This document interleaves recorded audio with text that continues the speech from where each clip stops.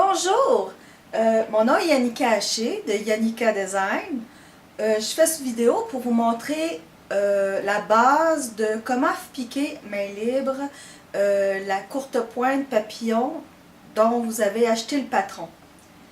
Donc on parle de ça ici. Donc je vais vous donner la base si vous désirez utiliser le même piquage que moi pour reproduire ce qu'on appelle du McTavishing. La première étape, évidemment, c'est de commencer sur un papier. Premièrement, c'est beaucoup moins dispendieux, puis en plus, ça nous aide à faire en sorte que les muscles se trouvent une mémoire, se fabriquent une mémoire pour pouvoir être plus simple quand on va être rendu au piqué libre. Donc, moi, je prends un crayon plomb parce que c'est ce que je préfère. Vous pouvez prendre un stylo, c'est comme vous voulez. La première étape pour faire le McTavishing, c'est de commencer par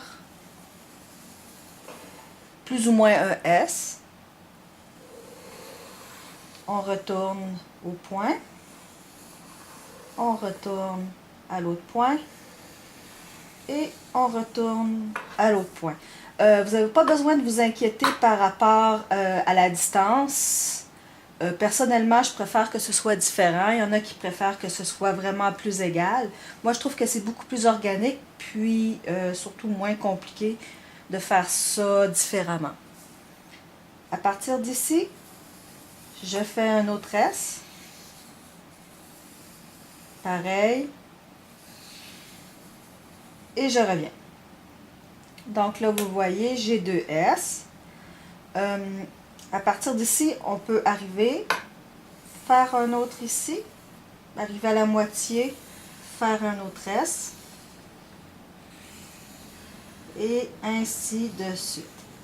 Comme vous pouvez voir ici, à partir d'ici, quand j'ai un espace que je peux remplir, comme ça, ou comme ça, c'est à ce moment-là que je vais commencer à faire des C. Des va-et-vient. Comme ça. Et puis ici j'arrive au bout. Et pourquoi pas faire un autre S ici. Et un autre S ici. Et vous voyez ici, je peux faire des C. Ainsi de suite.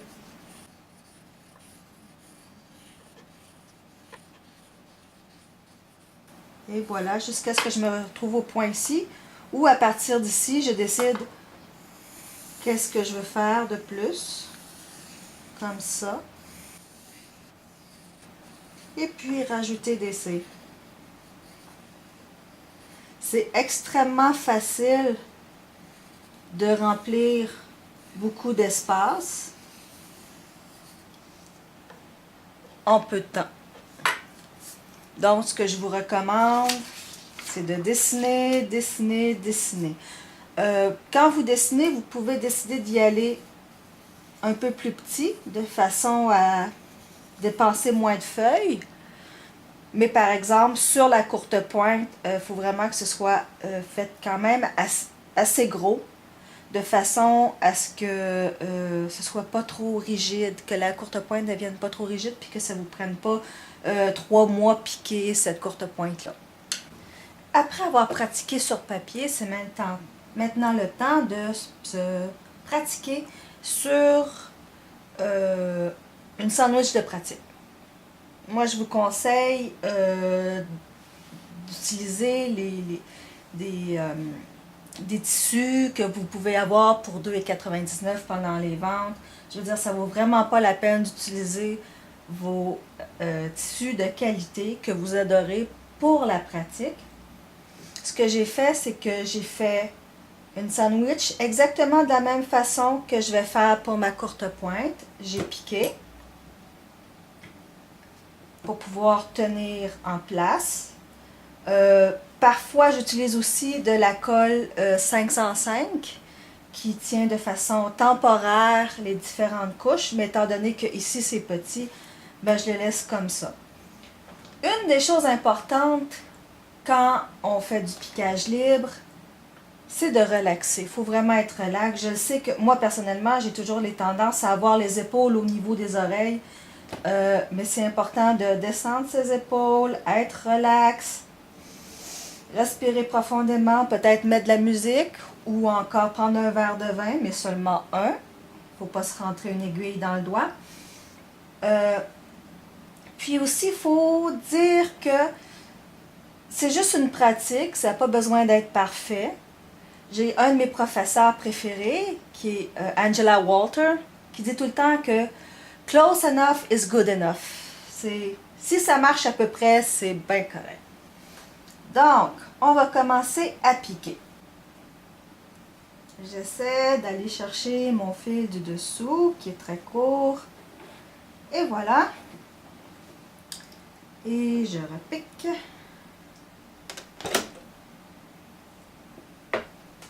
Je vais chercher le fil du dessus. Et voilà. Et maintenant, je suis prête. Habituellement, je mets ma machine à coudre, comme vous pouvez sûrement le voir ici. J'ai la possibilité de réduire la vitesse. Donc, habituellement, je le mets à vitesse moyenne. Comme ça, au moins, j'ai tendance à ne pas m'emballer. Parfait. Bon, pareil comme sur le dessin, la première chose qu'on va faire, c'est faire un S.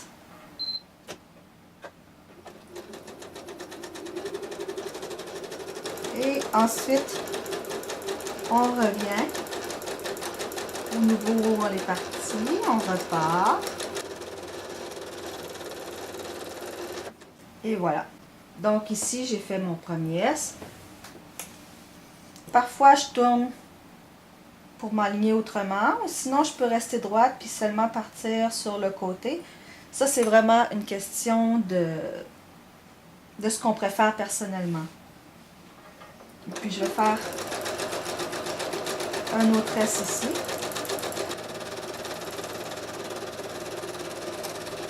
Comme ça.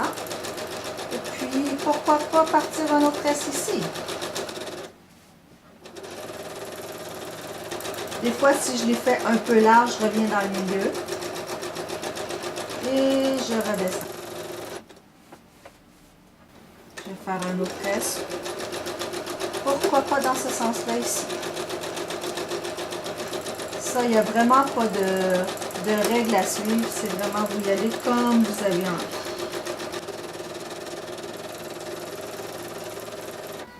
Et voilà.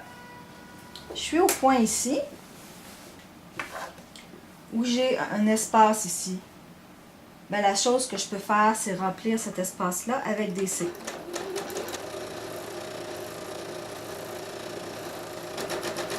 Comme vous voyez, je suis détendue, j'y vais tranquillement, il n'y a pas de presse.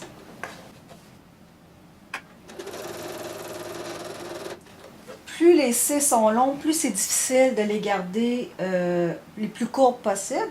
Donc, au moment où je trouve que c'est rendu assez large, ben, j'ai juste à faire un S.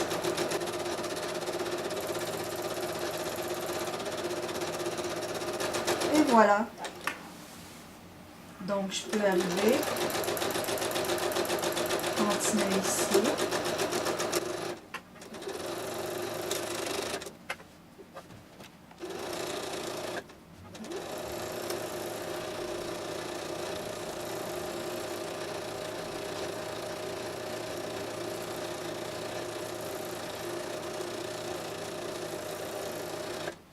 Étant donné qu'il me reste un espace ici, ben c'est seulement à continuer à faire des signes dans l'autre direction.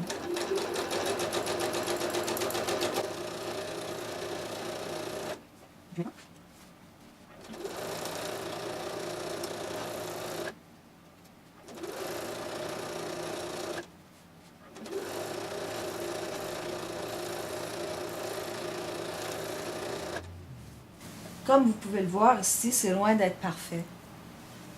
Il y a des erreurs, c'est tout à fait normal, surtout que j'utilise un fil mauve sur du tissu rose, ça paraît vraiment beaucoup. Quand on utilise un ton sur ton, un fil ton sur ton, je veux dire les erreurs paraissent beaucoup moins.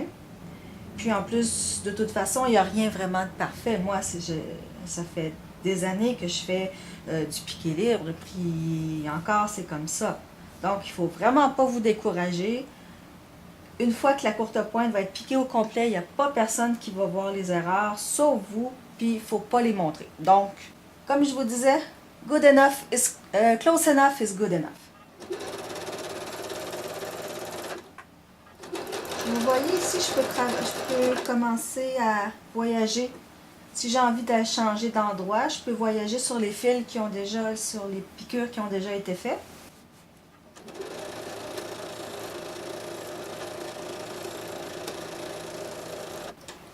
Comme vous pouvez voir ici, il me reste un espace qui n'a pas été piqué. C'est vraiment pas problématique. J'ai seulement à voyager sur le fil que j'ai déjà piqué. Comme ça. Et voilà.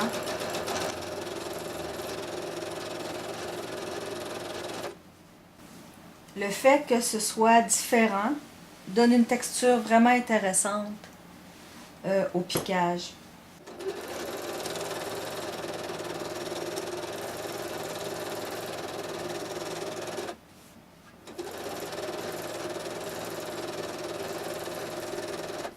Ce que je vais faire ici, c'est que je vais venir faire un autre tissé juste ici.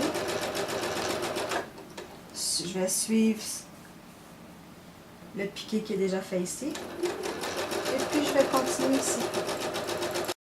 Une fois que j'ai terminé, moi personnellement, la façon de cacher les fils, je commence par faire un nœud le plus proche du tissu possible.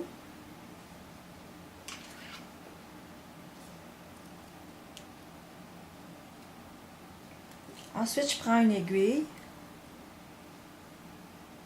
Je rentre les deux fils en même temps, comme ça. Et puis, je fais seulement piquer à travers les deux épaisseurs du dessus, à l'intérieur du rembourrage, comme ça, en faisant passer le nœud en dessous du tissu d'au-dessus. Et je coupe.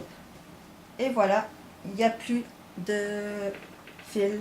Pour ce piquage main libre, j'utilise dans la bobine Super Sous, grosseur 40.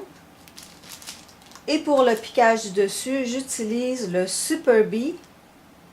Les deux sont en polyester. Je sais que beaucoup de gens préfèrent le coton, mais moi personnellement, je préfère le polyester. J'ai beaucoup moins de troubles lors de mon piquage. Merci d'avoir visionné cette vidéo. Si vous en voulez d'autres, abonnez-vous. À la prochaine!